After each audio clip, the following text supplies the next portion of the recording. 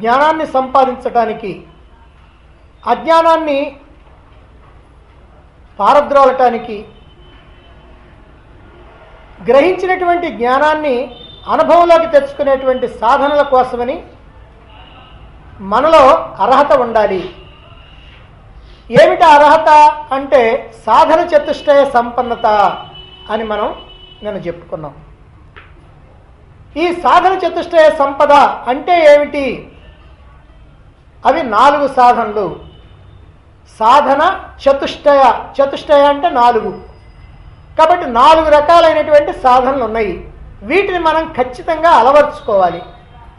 అవే: 1 నిత్యానిత్య వస్తు వివేకం, 2 ఇహాముత్రార్థ ఫలభోగ విరాగం అంటే వైరాగ్యం, 3వది శమాధి షట్క సంపత్తి, 4వది ముముక్షుత్వం మోక్షాపేక్ష.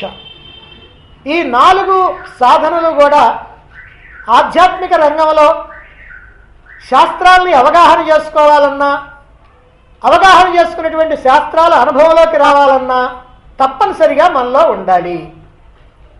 అయితే ఈ 4 సాధనల్ని కూడా ఎలా అలవర్చుకోవాలో ఒక్కొక్క విషయాన్ని మనం ఇప్పుడు చెప్పుకోబోతా ఉన్నాం.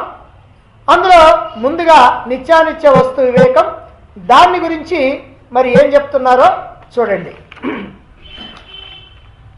నిత్యానిత్య వస్తు వివేకః కః? నిత్యవస్త్వేకం బ్రహ్మ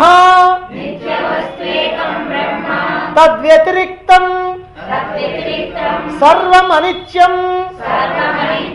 అయమేవ నిత్యానిత్య వస్తు వివేకః. నిత్యానిత్య వస్తు వివేకః కః? నిత్యవస్త్వేకం బ్రహ్మ తద్వ్యతిరిక్తం సర్వం అనిత్యం అయమేవ నిత్యానిత్య వస్తు వివేకః. నిత్య అనిత్య వస్తు వివేకః కః?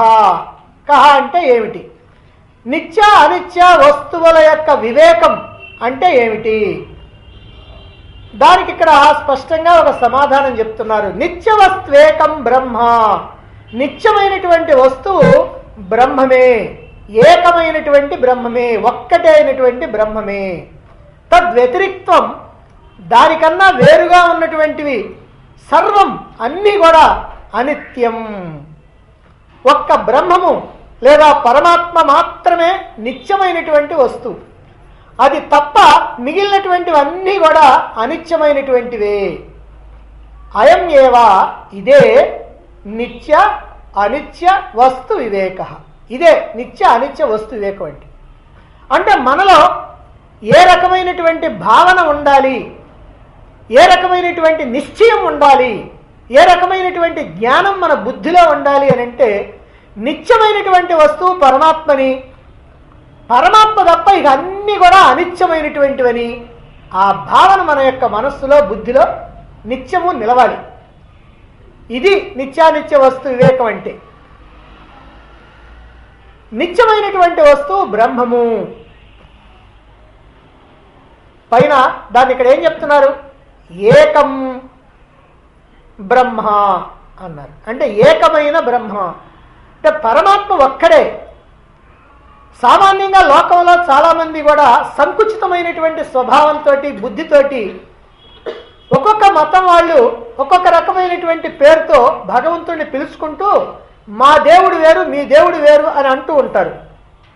కానీ ఇదంతా అజ్ఞానంలో మాట్లాడుకునేటువంటి మాటే. ఇంతమంది దేవుళ్ళు లేరు, ఉన్నది ఒకే ఒక్క పరమాత్మ. ఆయనకి ఏ రూపము లేదు, ఏ నామము లేదు, ఏ గుణము లేదు. ఆయన నిరాకారుడు, సర్వవ్యాపకుడు, సూక్ష్మాతి సూక్ష్మమైనటువంటి వాడు. కనుక మీ దేవుడు మా దేవుడని ఇవన్నీ కూడా మన యొక్క అజ్ఞానంలో కల్పించుకున్నటువంటివే తప్ప అది అసలు సత్యం కాదు. కనుక ఏకమైనటువంటి బ్రహ్మము అంటే ఏకమైనటువంటి పరమాత్మ అది ఒక్కటే నిత్యం, అది ఒక్కటే శాశ్వతం. మరి పరమాత్మ కన్నా వేరైనటువంటి ఏమన్నాయి? పరమాత్మ కంటే వేరుగా అదిగో ఎదురుగా మనకి ఈ ప్రపంచం కనపడతా ఉంది. ఈ ప్రపంచంలో అనేకమైనటువంటి వస్తువులు కనపడతా ఉన్నాయి, విషయాలు కనపడతా ఉన్నాయి, భోగాలు కనపడతా ఉన్నాయి.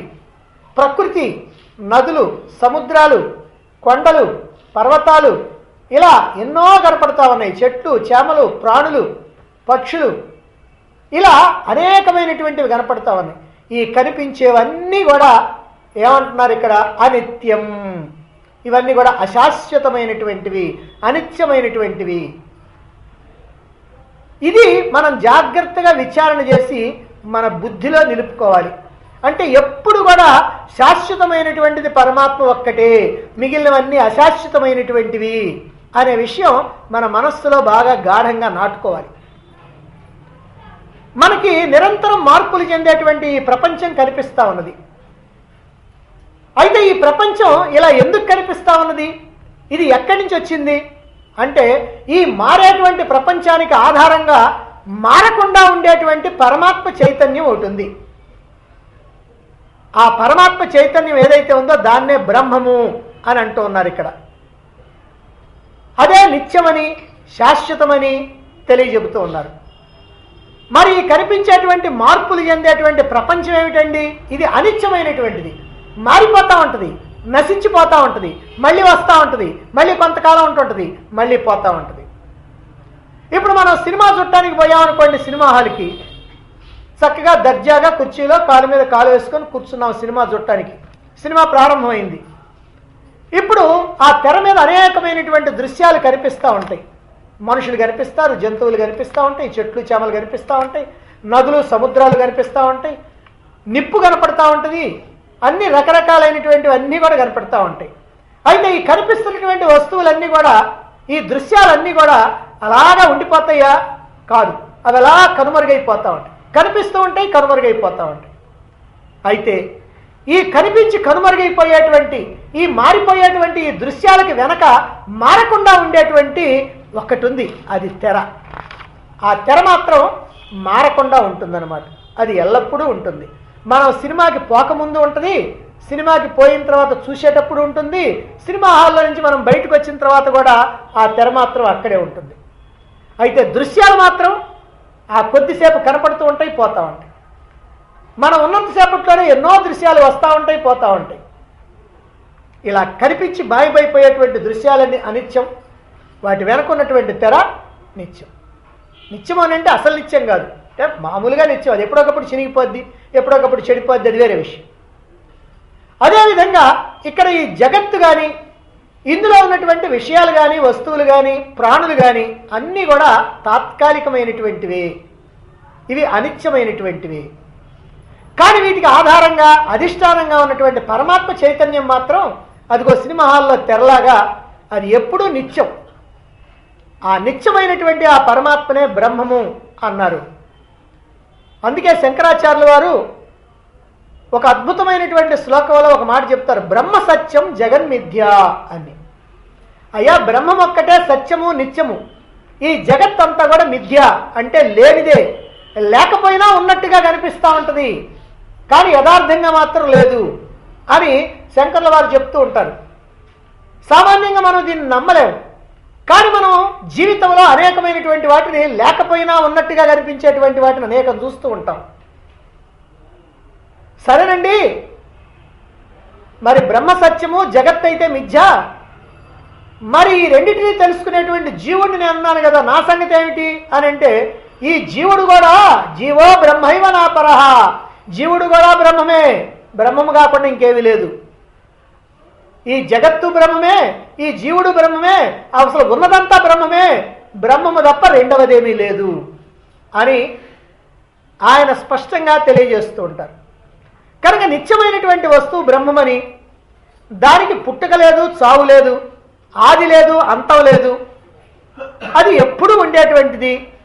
అంతేకాదు దానికన్నా వేరుగా రెండవది ఏదీ లేదు. ఒకవేళ ఉన్నట్లు కనిపిస్తున్నది అని అంటే అది మన అజ్ఞానం. మనం అజ్ఞానంలో ఉన్నాం గనక అలా కనిపిస్తూ ఉన్నదన్నమాట. అంటే మనం అజ్ఞానంలో ఉన్నంత కాలమే ఈ జగత్తు కనిపిస్తుంది, భగవంతుడు కనిపించడు, పరమాత్మ కనిపించడు.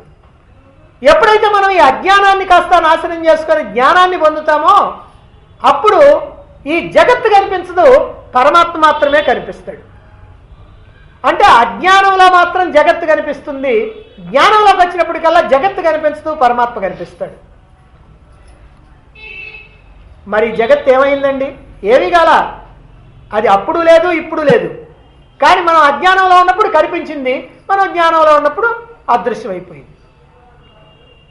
ఇప్పుడు చూడండి, మనం రాత్రిపూట చీకట్లో ప్రయాణం చేస్తున్నాం, అక్కడెక్కడ ఒక తాడు పడి ఉంది, మనకు అక్కడ తాడున్న సంగతి తెలియదు.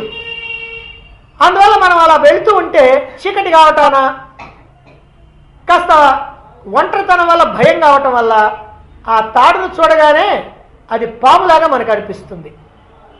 ఎప్పుడైతే పాములాగా అనిపించిందో అది కాస్త అట్లా మెలికలు తిరిగి కదులుతున్నట్టుగా అనిపిస్తుంది, కాస్త బుసలు కొడుతున్నట్టుగా అనిపిస్తుంది. మనకేమో భయం వేస్తుంది, అలా అటు ఇటు పరుగులు తీస్తూ ఉంటాం. అయితే ఎప్పుడైతే ఒక్కసారి ఒక మెరుపు మెరిసిందో, లేదా నీ దగ్గర ఉన్నటువంటి టార్చ్ లైట్ వెలిగిస్తావో, ఎప్పుడైతే అక్కడ ఉన్నటువంటి కరెంటు దీపం వెలుగుతుందో వెంటనే ఇప్పుడు మనకు అక్కడ పాము కనిపించదు. మరి అక్కడ ఏం కనిపిస్తుంది? అక్కడ ఎప్పుడూ పడి ఉన్నటువంటి ఆ తాడు మాత్రమే కనిపిస్తుంది. అంటే చీకటిలో ఆ తాడు కనిపించిందా? కనిపించలా. కానీ ఏం కనిపించింది? పాము కనిపించింది. వెలుగు వచ్చినప్పటికల్లా ఏం కనిపించింది? పాము కనిపించలా, ఇప్పుడు తాడు కనిపించింది. ఇప్పుడు పాము ఎక్కడికి పోయిందండి? అసలు ఎక్కడికి పోవటానికి ఎక్కడన్నా వచ్చిందా? అది ఇందాక మనం పాము అని భ్రమించినప్పుడు కూడా అది మన భ్రమే, కానీ అక్కడ నిజంగా పాము లేదు, అక్కడ నిజంగా ఉన్న తాడే. అయితే చీకటి కారణంగా మనం అలా భ్రమపడ్డాం. ఎప్పుడైతే వెలుగు వచ్చిందో, వెలుగు రావడంతో ఆ భ్రమ తొలగిపోయింది, పాము అదృశ్యం అయిపోయింది. అదిగో వెలుగు, ఆ తాడు మాత్రమే మనకు కనిపిస్తూ ఉంటుంది. కాబట్టి చీకటి పోతే పాము లేదు, అజ్ఞానం పోతే జగత్తు లేదు.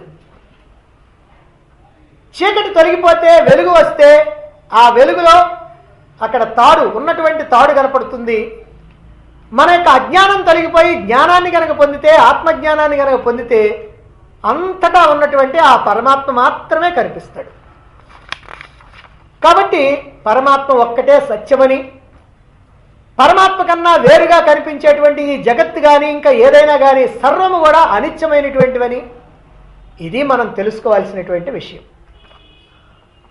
కాబట్టి ఈ ప్రపంచాన్ని చూస్తున్నప్పుడు కూడా ఈ ప్రపంచం నిజంగా లేనిదే. సినిమా తెర మీద మనం సినిమా చూస్తూ ఉన్నాం, తెర కనిపించదు. తెర కనిపించకపోయినప్పటికీ కూడా తెర మాత్రం ఉన్నది. కనిపించేటువంటి ఈ సినిమా మాత్రం నిజంగా అక్కడేమీ లేదు, అది ఊరికినే అట్లా ఒక నీడ పడుతూ ఉంటుంది అనమాట. దాన్ని మనం చూస్తూ ఉన్నాం.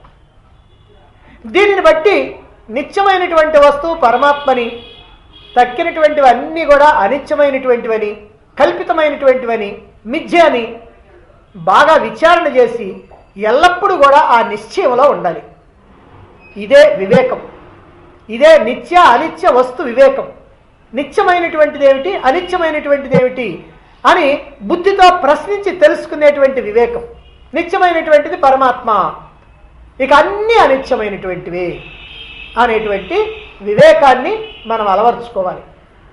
అయితే ఈ వివేకాన్ని అలవర్చుకుంటే మనకి ఏమిటి ప్రయోజనం? నిత్య వస్తువు మీద అపేక్ష కలుగుద్ది, ఆసక్తి కలుగుద్ది, రాగం కలుగుద్ది. అదే అనిత్యమైనటువంటి వస్తువు అయితే దాని మీద అనాసక్తి కలుగుద్ది, విరాగం కలుగుద్ది, వైరాగ్యం కలుగుద్ది. ఇలా ప్రపంచం, ఇక్కడ ఉండేటువంటి సుఖాలు, ఇవన్నీ కూడా ఎప్పుడైతే మనం అనిత్యమని తెలుసుకున్నామో ఇప్పుడు సాధకుడు ఆ ప్రపంచ వ్యామోహాల నుంచి బయటపడిపోతాడు.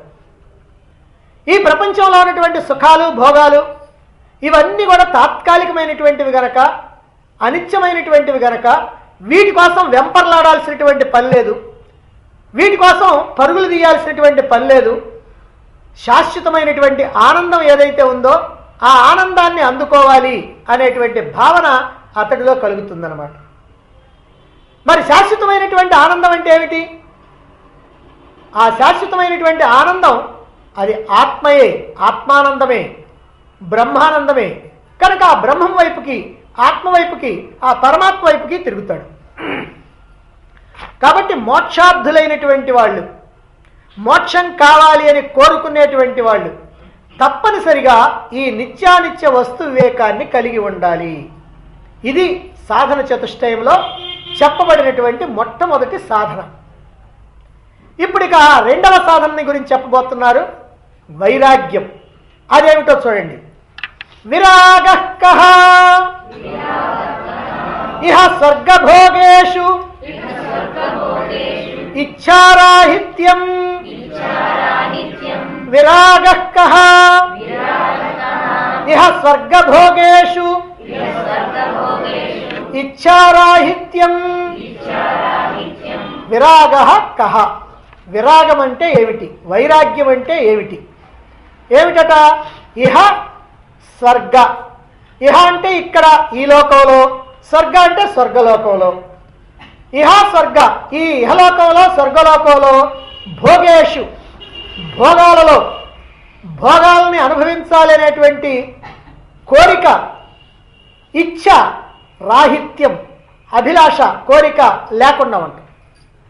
ఈ లోకంలో సుఖాలు భోగాలు అనుభవించాలనే కోరిక లేకుండా ఉంటాం.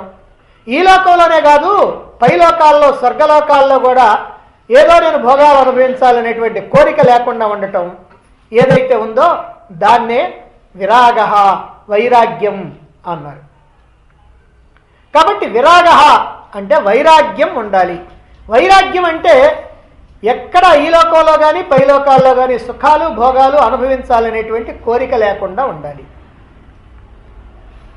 ఇక్కడే చాలామందికి ఒక సందేహం వస్తుంది, ఏమండి మనం పుట్టింది దేనికి, మరి సుఖాలు భోగాలు ఉన్నది దేనికి, మనం అనుభవించడానికే కదా ఉన్నది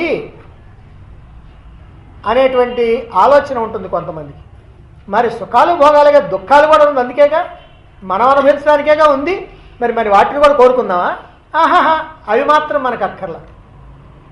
అంటే ఇక్కడ ఏమిటనంటే నిన్ను కోరుకోవద్దన్నారే కానీ ఆ సుఖాలు నీకు లభించినప్పుడు అనుభవించొద్దని మాత్రం చెప్పరెవరు. కనుక సుఖాలు కావాలి, నేను అనుభవించాలి అనేటువంటి తహతహ నీకు అక్కర్లా. కానీ నువ్వు చేసినటువంటి కర్మల కారణంగా, కర్మఫలాల కారణంగా సుఖాలో దుఃఖాలో ఎప్పుడు వస్తూనే ఉంటాయి. ఆ వచ్చినటువంటి వాటిని ఎట్లాగో నువ్వు అనుభవిస్తూనే ఉంటావు. కనుక వచ్చినటువంటి వాటిని నిర్లిప్తంగా అనుభవించు, అంతే తప్ప నాకు ఇంక అవి కావాలి ఇవి కావాలి అనేటువంటి కోరిక, ఆ కోరికను తీర్చుకోవటం కోసం ప్రయత్నం, ఇలాంటివి మాత్రం అక్కర్లేదని చెప్పటమే ఇక్కడ విరాగ అనంటే. సాధారణంగా వైరాగ్యం అంటే అన్ని వస్తువుల్ని, విషయాల్ని, భోగాల్ని, ఇల్లు వాకిల్ని, భార్య బిడ్డల్ని విడిచిపెట్టేసి ఎక్కడికో పోయి ముక్కు మూసుకొని తపస్సు చేయాలని, ఏమీ దిక్కులేనటువంటి జీవితాన్ని గడపాలని, ఒంటి మీద బట్ట లేకుండా, అలాగనే తినటానికి తిండి లేకుండా, ఉండటానికి ఇల్లు లేకుండా, ఎక్కడో ఏ చెట్టు కిందనో అలా కూర్చొని తపస్సు చేసుకోవాలి, హీనమైనటువంటి జీవితాన్ని గడపాలి అని చాలామందికి ఆలోచన ఉంటుంది. చాలామంది అలా అనుకుంటూ ఉంటారు. అది తప్పు. ఎందుకనంటే ఇదంతా కూడా ఎవరో ఋషులు లేదా మునీశ్వరులు వాళ్ళు సంతృప్తి చెందిన తర్వాత చేసేటువంటి పని. అలా కాకుండా ఎవరైతే ఇక్కడ ఉన్నటువంటి కోరికలు భోగాలు అనుభవించాలనేటువంటి ఆలోచన ఉండి వాళ్ళని చూసి పులిని చూసి నక్కవాత పెట్టుకున్నట్టుగా వాళ్ళని చూసి మనం కూడా చేయాలనుకుంటే వీళ్ళు అక్కడికి పోయి దుఃఖపడతా ఉంటారు. అందుకని ఇలా విడిచిపెట్టిపోవటాన్ని వైరాగ్యం అనరు. బలవంతంగా వస్తువుల్ని విడిచిపెడతాం, భోగాలను విడిచిపెడతాం, భార్యాబిడ్డల్ని విడిచిపెడతాం, ఇది కాదు వైరాగ్యం. జీవితాన్ని హీనంగా దీనంగా దిక్కులేనటువంటి వాడిలా గడపటం కాదు వైరాగ్యం అంటే. నిజమైనటువంటి వైరాగ్యం నీకు దుఃఖాన్ని కాదు ఇవ్వాల్సింది, ఎక్కడ లేని ఆనందాన్ని ఇవ్వాలి. అంతే తప్ప అన్నీ వదిలి వచ్చేసానే అనేటువంటి ఏడుపు, అనేటువంటి దిగులు, అనేటువంటి విచారం, అలజడి, ఆందోళన ఇలాంటివి ఏవి కూడా ఉండకూడదు. ఉంటే అది వైరాగ్యం కాదు. నిజమైనటువంటి వైరాగ్యం ఏమిటంటే సుఖాల కోసం భోగాల కోసం ఈ ప్రాపంచికమైనటువంటి వస్తువుల వైపుకి పరుగులు తీయాలి అనేటువంటి ఆలోచన లేకుండా ఉండే మనస్థితి ఏదైతే ఉందో అది వైరాగ్యం. అది మానసిక స్థితి. నాకు అది కావాలి ఇది కావాలి, దానికోసం పరిగెత్తాలి దీనికోసం పరిగెత్తాలి ఆ సుఖం పొందాలి, ఈ సుఖం పొందాలి, ఆ భోగాన్ని అనుభవించాలి, ఈ భోగాన్ని అనుభవించాలి అని మనస్సులో అలాంటి ఆలోచన లేకుండా ఉండాలి. ఆ మానసికమైనటువంటి స్థితి ఉండాలి. ఈ స్థితి ఎప్పుడైతే మనకు వచ్చిందో ఈ స్థితిలో మనస్సు తనలో తానే ఆనందంగా, సంతృప్తిగా, శాంత స్థితిలో ఉంటుంది. ఎందుకనంటే ఏదో కావాలని పరిగెత్తినప్పుడు దొరక్కపోతే ఇబ్బంది వస్తుంది, బాధ వస్తుంది, అసంతృప్తి కలుగుద్ది. నీకు అసలు అలాంటి కోరికే కనుక లేకపోతే ఇక నీకు ఎప్పుడు కూడా ఆ రకమైనటువంటి బాధ కానీ, అసంతృప్తి కానీ ఇంకా ఏమీ ఉండదు. అయితే చెప్పటానికి వినటానికి బాగానే ఉంది, కానీ ఇది ఎలా సాధ్యమవుతుందండి అని ఓ సందేహం మనల్ని పీకుతూ ఉంటుంది, పీడిస్తూ ఉంటుంది. ఇక్కడి వస్తువులు, భోగాలు అన్నీ కూడా అశాశ్వతమైనవని, అనిత్యమైనవని ఇంతకుముందు మనం చెప్పుకున్నాం. వివేకం ఉండాలి, నిత్య అనిత్య వస్తు వివేకం ఉండాలి. అదిగో ఆ నిత్యానిత్య వస్తు వివేకం ద్వారా ఇక్కడ ఉండేటువంటి అన్ని వస్తువులు, అన్ని విషయాలు, అన్ని భోగాలు అనిత్యమైనటువంటివి, అశాశ్వతమైనటువంటివి. ఇవి ఏమాత్రం మనకి శాశ్వతమైనటువంటి సుఖాన్ని ఇచ్చేవి కాదు, ఇవి అసంపూర్ణమైనటువంటివి అని ఎవరైతే బాగా తెలుసుకుంటారో, పైగా ఎల్లప్పుడూ కూడా ఇవి మార్పులు చెందేటువంటివని, ఎప్పుడో ఒకప్పుడు నశించిపోయేటువంటివని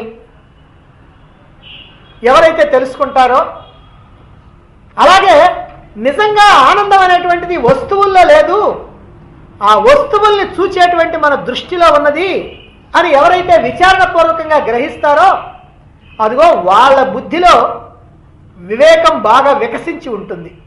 వాళ్ళు నిజమైనటువంటి వివేకం కలిగినటువంటి వాళ్ళు. అలాంటి వివేకం కలిగినటువంటి వాళ్ళు ఇక దేనిని కోరుకోరు. ఎందుకనంటే అవన్నీ కూడా లోపాలతో, దోషాలతో కూడుకొని ఉన్నాయి కనుక వాటిని కోరుకోరు. ఆనందమేమో తమలోనే ఉన్నదని గ్రహిస్తారు. కాబట్టి ఇక వాళ్ళకి ఈ వస్తువులతో కానీ, విషయాలతో కానీ, భోగాలతో కానీ పర్లేదు. అందువల్ల వాళ్ళు సంతృప్తిగా జీవించగలుగుతూ ఉంటారు. నిజంగా ఆనందం అనేటువంటిది బయట నుంచి కూరేది కాదు, లోపల నుంచి ఊరేది. ఆ ఆనందం మనలోనే ఉంది. మన యొక్క యథార్థ స్వరూపం ఆనందమే. ఎందుకంటే మనం ఆత్మస్వరూపం, ఆత్మ అంటే ఆనందం. కాబట్టి మనం ఆనంద స్వరూపులమే. ఆనంద స్వరూపులం అయినప్పటికీ కూడా అజ్ఞానం చేత మనం ఆనంద స్వరూపులం అని తెలియదు. అలా తెలియనప్పుడు ఈ ఆనందం కోసం బయటికి పరిగెడుతున్నాం, బాహ్యంలో ఉన్నటువంటి వస్తువుల కోసమో, భోగాల కోసమో పరిగెడుతున్నాం.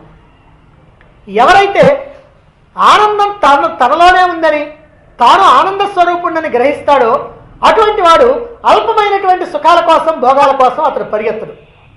కనుక అలా పరిగెత్తకుండా అతడు శాంతంగా, సంతృప్తిగా, సంతోషంగా, ఆనందంగా జీవిస్తూ ఉంటాడు.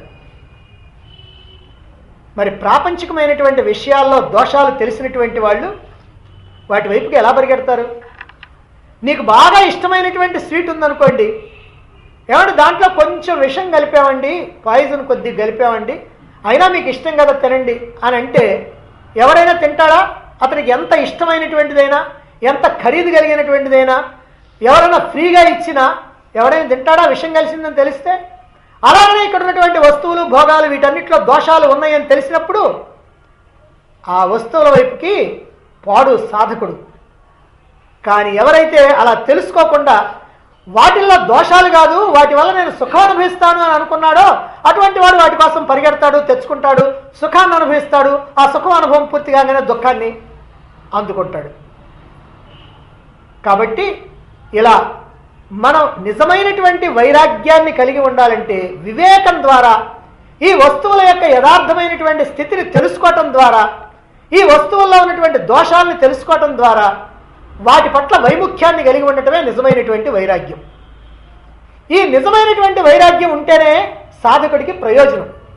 ఆధ్యాత్మిక రంగంలో సాధకుడైనటువంటి వాడికి ప్రయోజనం కలుగుతుంది. తాత్కాలికంగా వచ్చిపోయేటువంటి వైరాగ్యం ఉండే దానివల్ల ఏ రకమైనటువంటి ప్రయోజనం కూడా లేదు. లోకంలో సాధారణంగా మనకి 3 రకాలైనటువంటి వైరాగ్యాలు చెప్తారు. ఇవన్నీ కూడా తాత్కాలికమైనటువంటి వైరాగ్యాలు. ఏమిటవి? పురాణ వైరాగ్యం, శ్మశాన వైరాగ్యం, ప్రసూతి వైరాగ్యం. పురాణ వైరాగ్యం అంటే పురాణ కాలక్షేపం చెబుతూ ఉంటే అక్కడ కొంతమంది చేరుతూ ఉంటారు. ఆ పురాణాన్ని వింటూ ఉంటారు. అక్కడ వింటున్నప్పుడు ఆ భగవంతుడి యొక్క గొప్పతనాన్ని చెబుతుంటేనో, ఆ భక్తుల యొక్క భక్తిని గురించి చెబుతూ ఉంటేనో, ఈ ప్రాపంచిక వస్తువుల గురించి వీటన్నీ కూడా హీనమైనటువంటివి, ఎందుకు పనికిరానటువంటివి, వీటిని పట్టుకున్నటువంటి వాడు నాశనం అయిపోయాడు, పరమాత్మను పట్టుకున్నటువంటి వాడే అతడు వృద్ధిలోకి వచ్చాడు అని ఎప్పుడైతే ఆ పురాణాల్లో చెబుతూ ఉంటారో, అదంతా బాగా విన్నటువంటి వాళ్ళు ఒక్కసారిగా వాళ్ళకి ఏమనిపిస్తుందంటే, చిచి ఇవన్నీ ఎందుకు, ఈ ఇల్లు వాకిలి ఇవన్నీ కూడా శాశ్వతమేంటి, మనకు కావాల్సింది పరమాత్మే కనుక ఇవన్నీ నాకు అక్కర్లేదని అతని వాళ్ళకి వైరాగ్యం వస్తుంది. అయితే ఆ వైరాగ్యం ఎంతకాలం ఉంటుంది? అదిగో ఆ పురాణం చెప్పేటువంటి గది గడప దాటేంత వరకు ఉంటుంది. గడప దాటిన తర్వాత మళ్ళీ మామూలు అయిపోతారు. అందుకని దీన్ని తాత్కాలిక వైరాగ్యం అన్నారు. ఇక రెండవది శ్మశాన వైరాగ్యం. ఎవరైనా కనుక చనిపోతే ఆ చనిపోయినటువంటి వారిని శ్మశానంలో ఖననం చేయటం కోసమని వెళ్తారు. బంధువులు కూడా ఆ శవంతో పాటుగా బయలుదేరుతారు. అలా బయలుదేరినప్పుడు మరి అతడితో వీళ్ళకు ఉన్నటువంటి సంబంధాన్ని బట్టి వాళ్ళు మాట్లాడుకుంటూ ఉంటారు. ఆహా పాపం ఈయనకి పిల్లలంటే ఎంత ప్రేమరా, వాళ్ళ కోసం తాను నిద్రాహారాలు మానేసి ఎట్లా కష్టపడ్డాడు, ఎట్లా సంపాదించాడు, వాళ్ళకి ఎంత చదువులు చెప్పించాడు, వాళ్ళు ఎంత ప్రయోజకులు చేశాడు. అబ్బబ్బబ్బా నిజంగా తలుచుకుంటే మనకి చాలా బాధగా ఉంటుంది. ఎంత సంపాదించి కొడుకులకి ఇచ్చినా కూడా ఏం ప్రయోజనం, ఇవాళ పాపం ఏమి లేకుండా పోతా ఉన్నాడు కదా. ఆస్తి కోసం వాళ్ళల్లో వాళ్ళేమో కుక్కల్లాగా కాట్లాడుకుంటా ఉన్నారు. తండ్రి చనిపోయినందుకు ఎవరికైనా బాధ ఉందా? రేపు మనగతి కూడా ఇంతే కదా అని ఇలా ఆలోచిస్తూ అంత వైరాగ్యంగా మాట్లాడుతూ ఉంటారు. వాళ్ళల్లో వాళ్ళే అలా చెప్పుకుంటూ ఉంటారు. అయితే ఇక అక్కడి నుంచి తిరిగి వస్తూ బావి దగ్గర స్నానం చేస్తారు. ఆ బకెట్ నీళ్ళక నెత్తి మీద పోసుకోగానే ఈ వైరాగ్యం కాస్త ఆ నీళ్ళతో పాటుగా జారిపోద్ది. ఇక అంతే. ధాన్యం రేటు తగ్గిందంట కదండి, ఇప్పుడు కనుక 10 లారీలు కనుక కొనెట్టు పెడితే మంచి లాభం వస్తుంది అనుకుంటానే అంటాడు ఒకడు.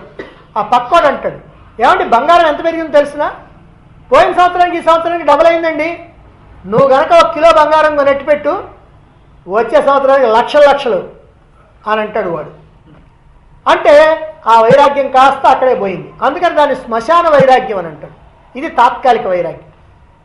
ఇక మూడో రకం ప్రసూతి వైరాగ్యం ఉంది. స్త్రీలు మామూలుగా కాన్పు కష్టంగా ఉంటుంది. ఇంకా ఇప్పుడైతే ఒక రకంగానే పూర్వకాలంలో కనుకైతే 2 రోజులు 3 రోజులు కూడా నొప్పులు పడేటువంటి వాళ్ళు చాలామంది ఉంటారు. అసలు ఇది నరకయాతనగా ఉంటుంది, పునర్జన్మ ఎత్తినట్టుగా ఉంటుంది. అమ్మో ఇక నాకు పిల్లలు వద్దు, ఇక భర్తను దగ్గరికి కూడా రానియకూడదు అని అనుకుంటారు ఆ బాధలు. అయితే ప్రసవించిన తర్వాత బిడ్డను చూసుకుంటామంటే వాళ్ళకి మహా ఆనందంగా ఉంటుంది. అంతే, కొద్ది రోజులు బాగానే అన్ని విషయాలు మర్చిపోతారు, మళ్ళీ ఎప్పుడు కాలిట్టిట్టే. అయితే ఈ ప్రసూతి వైరాగ్యం అనేది ఇక మనం కథలాగా చెప్పుకోవాల్సిందే. ఎందుకనంటే ఈ రోజుల్లో అయితే ఏ నొప్పులు పడాల్సినటువంటి పని లేదు, ఏ కష్టం పడాల్సినటువంటి పని లేదు, అసలు ప్రసవించిన విషయం కూడా తెలిసే పని లేదు. హాయిగా బిడ్డను తీసుకొచ్చి చేతిలో పెడతారు. ఇంకా ముందు ఇంకా సౌకర్యాలు వస్తే ఇంకా వాళ్ళకి బాధ ఏముంది, వాళ్ళు ఎందుకు అనుకుంటారు, వాళ్ళకి ఎందుకు ఆ తాత్కాలిక వైరాగ్యం మాత్రం ఇక రాదు. కానీ ఇది పూర్వ కథ, ఇప్పటివరకు జరిగినటువంటి కథ అన్నమాట. అయితే ఏమైనా ఈ ప్రసూతి వైరాగ్యం కూడా తాత్కాలికమైనటువంటిది. ఈ వైరాగ్యాలు ఏవి కూడా నహి రక్షతి డుక్రున్ కరణి అన్నట్టుగా నిన్ను ఏమీ రక్షించలేవు, నీకు ఏమీ సహాయపడలేవు. కనుక నీకు ఉండవలసినటువంటిది నిత్యమైనటువంటి శాశ్వతమైనటువంటి వివేకంతో కూడుకున్నటువంటి వైరాగ్యం, సరైనటువంటి వైరాగ్యం ఉండాలి. ఇది మనకి రెండవ సాధన. కాబట్టి వివేకం ఉండాలి, రెండవది వైరాగ్యం ఉండాలి. ఇప్పుడు ఈ వివేక వైరాగ్యాలు పోయిన తర్వాత ఇక మూడవ సాధన ఉంది. ఈ మూడవ సాధన ఏమిటంటే శమాధి షట్క సంపత్తి అన్నారు. అదేమిటో చూడండి. శమాధి సాధన సంపత్తికా శమోదమ ఉపరమస్థితిక్ష శ్రద్ధా సమాధానం చేతి శమాధి సాధన సంపత్తికా శమోదమ ఉపరమస్థితిక్ష శ్రద్ధా సమాధానం చేతి శమాది శమ ఆది అంటే శమము మొదలైనటువంటి సాధన సంపత్తి కా. సాధన సంపత్తి అంటే ఏమిటి? శమము మొదలైనటువంటి సాధన సంపత్తి అంటే ఏమిటి అని అడిగితే ఇక్కడ సమాధానం చెప్తున్నారు. శమః శమము, దమః దమము, ఉపరమః ఉపరమము, తితిక్ష తితిక్ష, శ్రద్ధ సమాధానం చ ఇతి అని 6 రకాలైనటువంటి సాధన సంపత్తి ఉంది అని. కాబట్టి శమాధి సాధన సంపత్తి అంటే ఏమిటండి అని అంటే శమము, దమము, ఉపరమము, తితిక్ష, శ్రద్ధ, సమాధానం అనేటువంటి 6. ఈ 6 కలిపి ఒక్క దాంట్లోనే ఉంచారు. ఏమిటి 6 అంటే ఈ 6 కూడా మానసిక ఆరోగ్య లక్షణాలు. ఇప్పటివరకు అన్నీ కూడా మనం బుద్ధి ద్వారా తెలుసుకోవాల్సినటువంటి, గ్రహించాల్సినటువంటి విషయాలను తెలుసుకున్నాం. ఇప్పుడు మనసు యొక్క ఆరోగ్య లక్షణం, మనస్సుని ఏ ప్రకారంగా ఉంచుకోవాలి, ఏ రకంగా తయారు చేసుకోవాలి అనేటువంటి దానికి ఇక్కడ ఈ 6 లక్షణాలు చెప్పారు. ఈ 6లో శమం అని అంటే మనోనిగ్రహము అంటే మనస్సును నిగ్రహించడం, దమం అంటే ఇంద్రియాలు నిగ్రహించడం, అలాగే ఉపరమం అంటే స్వధర్మానుష్ఠానం, తితిక్ష అని అంటే ఓర్పు, క్షమ అంటే కష్టాలను ఓర్చుకోవటం అన్నమాట. ఇక శ్రద్ధ అంటే గురువు పట్ల, వేదాంత వాక్యాల పట్ల విశ్వాసం, సమాధానం అని అంటే చిత్త ఏకాగ్రత, మనస్సు ఏకాగ్రంగా ఉండాలి, ఒక్క చోట నిలబడమన్న చోట నిలబడాలి. ఈ 6 లక్షణాలు ఏవైతే ఉన్నాయో ఇవి సాధకుడికి తప్పనిసరి అవసరం. శాస్త్రం నేర్చుకోవాలన్నా, జపధ్యానాలు చేయాలన్నా, ఇంకా ఏ రకమైనటువంటి సాధనలు చేయాలన్నా ఈ లక్షణాలు తప్పనిసరిగా ఉండాలి. అందుకని ఇక్కడ ఈ 6 రకాలైనటువంటి మానసిక ఆరోగ్య లక్షణాలు చెప్పబడ్డాయి. అయితే వీటిని ఎందుకు అలవర్చుకోవాలి? మానవ జీవిత పరమార్థం ఏమిటంటే మోక్షం. ప్రతి మానవుడు కూడా జీవితాన్ని సార్థకం చేసుకోవాలి, వ్యర్థం చేసుకోకూడదు అని అనుకున్నాడంటే మరి ఏం చేస్తే సార్థకం అవుద్ది? మోక్షాన్ని అందుకుంటే సార్థకం అవుద్ది. అసలు నిజంగా ఈ జన్మ వచ్చింది అందుకు. కానీ 1999 మందికి ఆ సంగతి తెలియదు. కానీ జన్మ వచ్చింది, మానవ జన్మ వచ్చింది దేనికనంటే మోక్షాన్ని పొందడం కోసమే. దానికి అవకాశం ఇచ్చేటువంటి జన్మే ఈ మానవ జన్మ.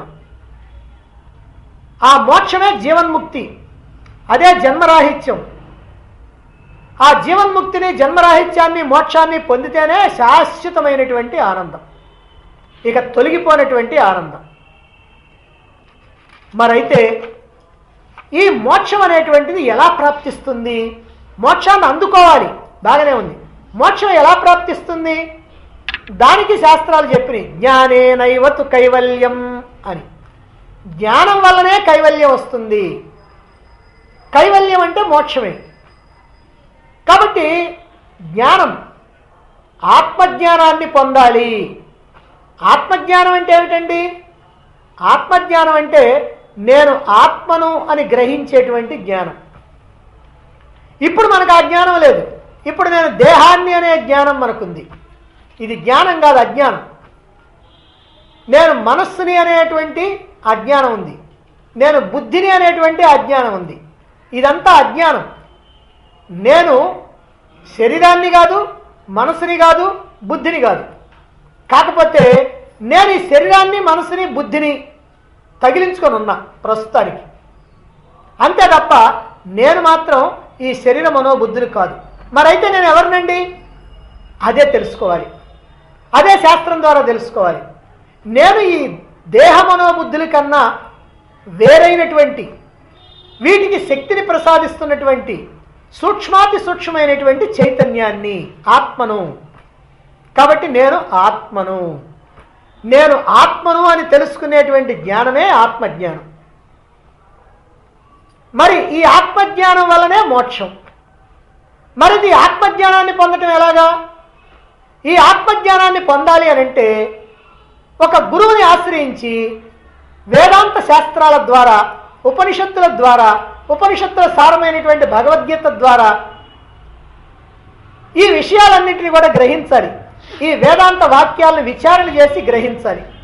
అలా గ్రహించాలి అని అంటే మనలో బుద్ధి సూక్ష్మత ఉండాలి. మరి బుద్ధి సూక్ష్మత కనుక ఉండాలంటే మనసు ప్రశాంతంగా ఉండాలి. మనసు ఎందుకు ప్రశాంతంగా ఉండదు? మనకు అనేకమైనటువంటి ఆలోచనలు, అనేకమైనటువంటి కోరికలు, అనేకమైనటువంటి ఆశలు, అనేకమైనటువంటి లక్ష్యాలు ఇవన్నీ ఉన్నాయి. వీటి కారణంగా వాటిని సాధించడం కోసం, వాటిని సంపాదించడం కోసం అనేకమైనటువంటి ఆలోచనలు చేస్తుంటాం కనుక మనసు ఎప్పుడు కూడా ఆందోళనలో ఉంటుంది, అలజడిలో ఉంటుంది. అది సంపాదిస్తానా, సంపాదించలేనా, అది వస్తుందా రాదా, నేను పొందగలుగుతానా, పొందలేనా, నాకు ఆ పదవి వస్తుందా రాదా, ఇలా ఎప్పుడు కూడా డైలమాలో ఉంటాడు. అలా అవుద్దా కాదా అనుకుంటూ ఆందోళన, అలజడి దీంట్లో ఉంటాడు. ఇలా ఉంటే మనసు ప్రశాంతంగా ఉండదు. కాబట్టి మనసు కనుక ప్రశాంతంగా ఉండాలంటే ఈ ప్రాపంచికమైన విషయాల పట్ల ఏ రకమైనటువంటి ఆసక్తి, కోరిక ఉండకూడదు. అంటే వైరాగ్యం ఉండాలి. వైరాగ్యం ఎప్పుడైతే ఉందో వాటి వైపుకు నువ్వు పరిగెత్తవు. వాటి వైపుకు నువ్వు ఎప్పుడైతే పరిగెత్తవో అప్పుడు మనసు కాస్త ప్రశాంతంగా ఉంటుంది. కనుక మనసు ప్రశాంతంగా ఉండాలంటే ఆశలు, కోరికలు, అలజడులు, ఆందోళనలు లేకుండా ఉండాలి. అప్పుడే మనసు ప్రశాంతంగా ఉంటుంది. కాబట్టి మనసు ప్రశాంతంగా ఉండటానికే ఈ సమాధి సాధన సంపత్తి, ఈ సమాధి షట్క సంపత్తి, ఈ 6 సాధనలు కూడా దేనికంటే మనసు ప్రశాంతంగా ఉండటానికి. మనసు ప్రశాంతంగా ఉండేది బుద్ధి సూక్ష్మంగా ఉండటానికి. బుద్ధి సూక్ష్మంగా ఉండాల్సింది దానికి జ్ఞానాన్ని అందుకోవటానికి. జ్ఞానం దానికి మోక్షం కోసం. మోక్షం ఎందుకు? జన్మ సార్థక్యం కోసం, శాశ్వత ఆనందం కోసం. కాబట్టి ఈ విధంగా మనం ఆ మోక్షం అనేటువంటిది కనుక పొందాలి అని అంటే ఖచ్చితంగా మన యొక్క మనస్సు ప్రశాంతంగా ఉండాలి. అలా ప్రశాంతంగా ఉన్నప్పుడే మనం ఈ జ్ఞానాన్ని, ఆత్మజ్ఞానాన్ని అందుకోగలుగుతాం. ఆ ఆత్మజ్ఞానం వల్లనే మన యొక్క లక్ష్యాన్ని సిద్ధింపజేసుకోగలుగుతాం. అయితే ఇక్కడ 6 రకాలైనటువంటి సాధనలు చెప్పారు కదా. మరి 6 రకాలైనటువంటి సాధనలు ఒక్కొక్కటి మనం విడిగా తెలుసుకోవాలి. మొట్టమొదట శమం. శమము అని అంటే మనం ఇందానే చెప్పుకున్నాం మనోనిగ్రహం అని. మరి ఇక్కడ ఏం చెప్తున్నారో చూడండి. శమం శమః కః మనోనిగ్రహ, శమః కః మనోనిగ్రహ. శమః కః, శమం అంటే ఏమిటి? మనోనిగ్రహ, మనస్సుని నిగ్రహించుకోవటము, మనస్సు నిగ్రహంలో ఉండటము. ఇది మొట్టమొదటి ఈ సమాధి షట్క సంపత్తిలో మొట్టమొదటి సాధన. మనస్సును నిగ్రహించాలి. రైట్, బాగానే ఉంది, నిగ్రహిద్దాం. ఎట్లా? మనస్సు అనేది ఒక వస్తువు కనుకైతే ఆ వస్తువుని ఎటు పోకుండా గట్టిగా పట్టుకొని కూర్చోవచ్చు, లేకపోతే దేంట్లో పెట్టి తాళం వేసేయచ్చు, ఎటు పోకుండా ఉంటుంది. కానీ అలాంటి వస్తువు కాదే మనస్సు. మనస్సు అంటే ఏమిటి? ఆలోచనలే. మన ఆలోచనలే మనస్సు. మనకి ఎప్పుడూ ఆలోచనల ప్రవాహంలాగా సాగిపోతూ ఉంటాయి. అలా ప్రవాహంలాగా ఆలోచనలు సాగిపోతూ ఉన్నాయంటే మనస్సు బాగా పరిగెడుతున్నది, మనస్సు చంచలంగా ఉన్నది అని మనం అంటాం. మరి అలా ఆలోచనలు లేకుండా ఉంటే మనస్సు నిగ్రహంలో ఉన్నది అని అంటాం. ఒకదాని వెంట ఒకటి ఆలోచనలు కనుక వస్తుంటే మనస్సు నిగ్రహంలో లేదు, మన స్వాధీనంలో లేదు, పరిగెడతా ఉంది అంటాం. ఏ ఆలోచన లేకుండా హాయిగా కనుక కూర్చుంటే మన మనస్సు నిగ్రహంలో ఉంది, మన స్వాధీనంలో ఉంది అని అంటాం. మనసు ఎప్పుడైతే ఆరాటపడుతూ ఉందో వస్తువుల కోసం, సుఖాల కోసం, భోగాల కోసం, విషయాల కోసం, పదవుల కోసం, ధనం కోసం, సంపదల కోసం ఆరాటపడతా ఉంటుందో, అలా ఆరాటపడతా ఉన్నప్పుడు మనసు ఎప్పుడు కూడా మన అదుపులో ఉండదు, మన అదుపాజ్ఞంలో ఉండదు. ఆ భోగాల్ని సాధించడానికి, ధనాన్ని సంపాదించడానికి, పదవుల్ని సంపాదించడానికి, కీర్తి ప్రతిష్టలను పొందడానికి, పొందినటువంటి వాటిని అనుభవించడానికి ఎల్లప్పుడూ కూడా తహతహలాడుతూ ఉంటుంది. ఎప్పుడైతే ఈ వస్తువులు, భోగాలు అనిత్యమైనటువంటివని, ఇవి శాశ్వతమైనటువంటివి కాదని, వీటిని మనం ఎంత కష్టపడి తెచ్చుకున్నా కొంతసేపు సుఖాన్ని, భోగాన్ని, ఆనందాన్ని ఇచ్చినా ఆ తర్వాత మళ్ళీ దుఃఖాన్ని ఇచ్చేస్తాయని ఎప్పుడైతే వివేకంతో మనం గ్రహిస్తామో అప్పుడు వాటి పట్ల మనకి వైరాగ్యం కలుగుతుంది. అందుకే వస్తువుల పట్ల దోషాన్ని చూడు అని శంకరాచార్య వారు చెప్తారు. దోష దృష్ట్యా ముహుర్ముహు అని అంటారు. అంటే ఎల్లప్పుడూ కూడా వస్తువుల్లో దోషాన్ని చూడాలి. ఆ దోషాన్ని చూచినప్పుడే ఆ వస్తువుల మీద మనకి వైరాగ్యం కలుగుద్ది. ఇదైతే మనకేదో చాలా కష్టంగా ఉన్నట్టుంటుంది, కానీ మన అనుభవంలో లేనిదేం కాదు. మనం మన చిన్న పిల్లవాడిని, కుమారుణ్ణో మనవన్నో బజార్కి తీసుకెళ్ళామనుకోండి ఎత్తుకొని, ఆ బజార్లో పోతా పోతా ఉంటే వాడు ఏం చేస్తా అంటే ఎదురు కనపడేటువంటి ఓ బొమ్మ చూస్తాడు. నాకు ఆ బొమ్మ కావాలంటాడు. వాడిని అడిగావు రేటు 70 రూపాయలండి అన్నాడు. వామ్మో, ఏదో 5 రూపాయలు 10 రూపాయలు అయితే కొనొచ్చు, కానీ 70 రూపాయల దండగాని మనసులో అనుకున్నాడు. పైకంటే వాడు ఊరుకోడు. ఆ పిల్లడు వద్దురా, ఎక్కువ ధర ఎక్కువ అంటే ఒప్పుకోడు. అందుకని వాడికి ఏం చెప్పాలి? వద్దురా అయినా ఇది ఊరికినే పగిలిపోద్ది, మంచిది కొని పెడతాను అన్నారు. అంటే ఊరికినే పగిలిపోద్ది అనేటువంటిది ఏమిటనమాట? దాంట్లో ఉన్నటువంటి దోషం. అది గాజు బొమ్మ. ఊరికినే పగలగొట్టే మాట నిజమే, పగిలిపోయేటువంటి మాట నిజమే, కానీ ఆ దోషం వాడికి తెలియదు. కానీ ఏం చెప్తాడు? ఏమిటి? అదే అది ఊరికినే పగిలిపోద్దిరా, వద్దు, నేను నీకు మంచిది కొని పెడతాను అని అంటాడు. అంటే అక్కడ దోషాన్ని ఎప్పుడైతే చూపిస్తున్నాడో ఆ దోషాన్ని చూపించేటువంటి గుణం, లక్షణం నీ దగ్గర ఉంది, తెలివి ఉంది. అయితే మనకు కావాల్సిన వస్తువు దగ్గర మాత్రం మనకు ఉండదు. మనకి ఏది కావాలంటే దానికోసం పరుగులు తీస్తూ ఉంటాం. అందుకే ఇక్కడ ఏం చెప్తున్నారంటే ప్రతి వస్తువు నువ్వు చూసినప్పుడు, అది నీకు కావాలనుకున్నప్పుడు దాంట్లో ఉన్నటువంటి దోషాలు ఏమిటో గ్రహించు. ఆ దోష దృష్టితో దాన్ని చూడు. అప్పుడు దాని మీద ఉన్నటువంటి వ్యామోహం కాస్త పోదు. కాబట్టి ఈ వస్తువుల్ని దోష దృష్టితో చూడాలి. అలా దోష దృష్టితో చూసినప్పుడు వాటి పట్ల మనకి వైముఖ్యం కలుగుద్ది, వైరాగ్యం కలుగుద్ది. అప్పుడు మనస్సు శాంతిస్తుంది. ఈ శాంత మనస్సునే శమం అన్నారు. శాంత మనస్సే శమం. అయితే మనసు యొక్క ఈ శాంత స్థితి ఎప్పుడు అలాగే ఉంటుందా? ఉదాహరణకి ఒక వస్తువును చూచాం, ఆ వస్తువు కావాలనుకున్నాం, తర్వాత మళ్ళీ ఏదో గుర్తొచ్చింది, అయ్యో ఈ వస్తువులో పలానా దోషం ఉంది కాబట్టి నాకు వద్దులే అని అనుకున్నాం. వద్దులే అనుకున్న తర్వాత సరే వెళ్ళావు, బాగానే ఉంది, అంతవరకు మనసు ప్రశాంతంగా. ఆ తర్వాత ఇంకో వస్తువు కనపడితే దానిలో కూడా దోష దృష్టి చూడాలి. ఇలా ఎల్లప్పుడూ చూడటానికి నీకు కుదరదు. ఎందుకనంటే అది మర్చిపోతూ ఉంటావు. మర్చిపోయి ఆ వ్యామోహం ఎప్పుడైతే నీలో ఉంటుందో, ఆ భోగాసక్తి ఎప్పుడైతే నీలో ఉంటుందో, ఆ వస్తువుని ఎట్లయినా సరే తెచ్చుకోవాలనేటువంటి కోరిక ఉంటుంది. అప్పుడు ఈ దోష దృష్టిని మర్చిపోతాం. అంటే మళ్ళీ నీ మనసు కాస్త ఆందోళనలో పడుతుంది. అలా మనసు ఆందోళనలో పడకుండా ఎల్లప్పుడూ కూడా మనసు ప్రశాంత స్థితిలోనే ఉండాలి అని అంటే ఎల్లప్పుడూ ఈ దోష దృష్టి గుర్తుంటే బాగానే ఉంటుంది, కానీ గుర్తుండదు. అందుకని ఏం చేయాలంటే ఈ మనస్సు ఇలా చలించకుండా ఉండటం కోసం అని చెప్పి ఆ మనస్సుని ఒక ఉన్నత లక్ష్యం మీదకి మరల్చాలి. ఏమిటా ఉన్నత లక్ష్యం? అదే పరమాత్మ, అదే భగవంతుడు. కనుక మనస్సును ఏం చేస్తామంటే ఎప్పుడు కూడా భగవత్ సంబంధమైనటువంటి విషయాల మీదకి మరల్చాలి. భగవత్ సంబంధమైనటువంటి ఆలోచనలు చేస్తూ ఉండాలి. శ్రీరాముడు, శ్రీకృష్ణుడు ఇలా ఆ దేవుళ్ళని గురించి, లేదా నిరాకార నిర్గుణ పరమాత్మ ఆ పరమాత్మ గురించి, లేదా ఒక గ్రంథాన్ని గురించి, శాస్త్రాలను గురించి ఇలా మనం ఆలోచిస్తూ ఉన్నట్లయితే మన యొక్క ఆలోచనలన్నీ కూడా అక్కడ ఉంటాయి. ఈ విషయాల గురించి, భోగాల గురించి పట్టించుకునేటువంటి అవకాశం ఉండదు. అందుకే నిత్యము కూడా సాధకులైనటువంటి వాళ్ళు శ్రవణ మననాలు చేస్తూ ఉండాలి.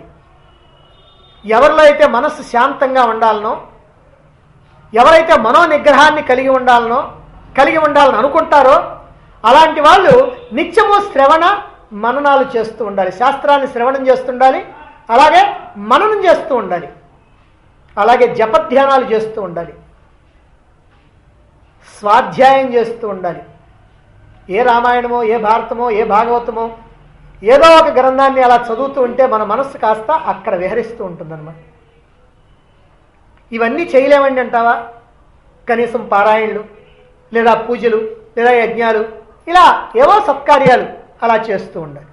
ఇట్లా కనుక చేస్తుంటే మనస్సు ఎప్పుడు కూడా ఆ విషయాల్లోనే నిలబడుతుంది. కనుక మనస్సు నీ స్వాధీనంలో ఉంటుంది. ఇక మళ్ళీ ప్రపంచం మీదకి పోదు. ఒకవేళ ఎప్పుడైనా పోతే ఇలాంటి సందర్భంలో మళ్ళీ నీకు దాంట్లో ఉన్నటువంటి దోషాలు గుర్తొస్తాయి. దోషాలు గుర్తురాగానే నీ మనసు మళ్ళీ వెనక్కి వచ్చేస్తాం. కనుక శాస్త్ర శ్రవణం మననంతో ఈ జగత్తు యొక్క అనిత్యత్వాన్ని, అశాశ్వతత్వాన్ని, మిథ్యాత్వాన్ని మనసు స్పష్టంగా గుర్తించేటట్లుగా చేస్తే ఈ మనస్సు శాంత స్థితిలోకి వస్తుంది. ఆ శాంత స్థితిలో ఉంటుంది. అలాంటి శాంత స్థితిలో ఉండేటట్టుగా మన మనసుకి ట్రైనింగ్ ఇవ్వాలి, సాధన ఇవ్వాలి. అదిగో ఆ సాధన వల్ల మనస్సు కనుక శమించినట్లయితే, శాంతించినట్లయితే దాన్నే శమం అన్నారు. ఆ విధంగా మనస్సును మన యొక్క స్వాధీనంలో పెట్టుకోవటానికి ప్రయత్నం చేయాలి. ఇక్కడ శమం అనేటువంటి ఈ లక్షణాన్ని మనం అలవరుచుకోవాలి. ఇక రెండవది దమం. దాని గురించి మనం రేపు చెప్పుకుందాం.